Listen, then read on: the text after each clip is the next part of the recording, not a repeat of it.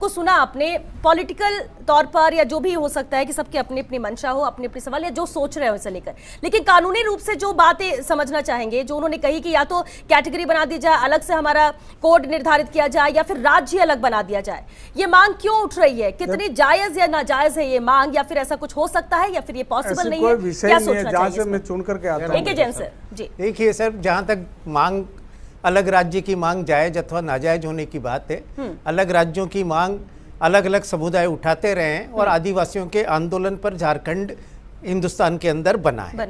तो वो पंजाब भी बना है, आंध्र प्रदेश भी बना है, महाराष्ट्र और गुजरात का भी विभाजन हुआ है। तो इसलिए राज्य की मांग उठाना अपने आप में एक अलग इशू है। अब दूसरा प्रश्न आपने पूछा कि कानूनी रूप से हिंदू और शेड्यूल ट्राइब्स को एक माना जा सकता है अथवा नहीं माना जा सकता।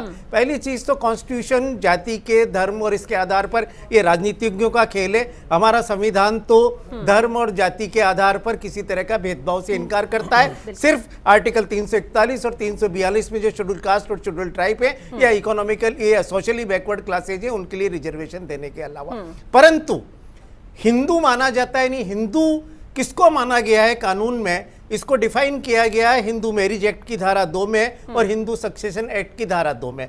दोनों की दोनों आइडेंटिकल है। उसमें जो हिंदू शब्द कहा गया है उसमें हिंदू धर्म को होता है वैष्णव, लिंगायत को मानने वाले, प्रार्थना समाज, आर्य समाज, ब्रह्म समाज को मानने वाले, इसके अलावा बौद्ध, सिख और जैन। और इसके साथ ये कहा गया कि जो मुसलमान नहीं है, जो ज्यू नहीं है, पारसी भी इसमें शामिल नहीं किए गए, जो ज्यू नहीं है या ईसाई नहीं है और जो अदरवाइज किसी और कानून से गवर्न नहीं होते, उन पर एक मिनट आगे सुन ला। हिंदू ये आधा सुना आपने, मैंने यह, परंतु इसके साथ साथ ही इसका सबसेक्शन 2 बनाया गया है। उसमें कहा है कि ये हिंदू विधियां 342 के तहत घोषित शेड्यूल ट्राइब्स की लिस्ट पर लागू नहीं होती हैं। न हिंदू मैरिज एक्ट लागू होता है, न हिंदू सक्सेशन एक्ट लागू होता है। और उसकी कॉन्स्टिट्यूशनल डिबेट्स में कहा गया है कि जो ट्राइब्स हैं वो ट्राइब्स के अपने अलग ट्रेडिशंस हैं, हर ट्राइब्स का अपना अलग अलग नियम। ये मामला सुप्रीम कोर्ट में गया।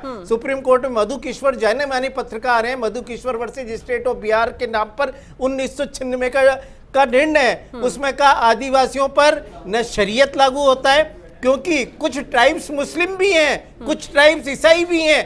ईसाइयों का जो इंडियन सक्सेशन एक्ट है वो भी उन पर लागू नहीं होता है, और साथ ही हिंदू सक्सेशन एक्ट या हिंदू मैरिज एक्ट भी लागू। अर्थात न मुसलमानों के, न ईसाइयों के, न हिंदुओं के जो पर्सनल कानून है वो हमारे भारत में आज जो कानून है उसके तहत वो शेड्यूल ट्राइब्स पे लागू नहीं होते। हम ज्यादा दूर नहीं जाएं, यहाँ पास में ही मीणा हाईकोर्ट बनाई गई है मैरिज डिस्प्यूट्स को तय करने के लिए, क्योंकि मैरिज डिस्प्यूट्स फैमिली कोर्ट्स में तो ट्राइब्स कम्युनिटी के हैं वो नहीं जा सकते। तो जहां तक लॉ की बात है, लॉ के अनुसार से कोई भी रिलीजियस का पर्सनल लॉ ट्राइब्स पे लागू नहीं होता, न हिंदू लॉ, न क्रिश्चियंस लॉ, न मुस्लिम लॉ। इसलिए हमारे नियमों ने तो हिंदू धर्म से, हिंदुओं के कानून से, धर्म से तो मैं नहीं जानते हैं तो धर्म है, पर हिंदुओं के कानून से ट्राइब्स को अलग रखा है। और जहां तक ट्राइब्स की डिमांड की मांगे वो कर सकते हैं। बिल्कुल, ये एक अहम चीज है सर जो आपने क्लियर कर दी कि ये कानून के हिसाब से जो कॉन्स्टिट्यूशन में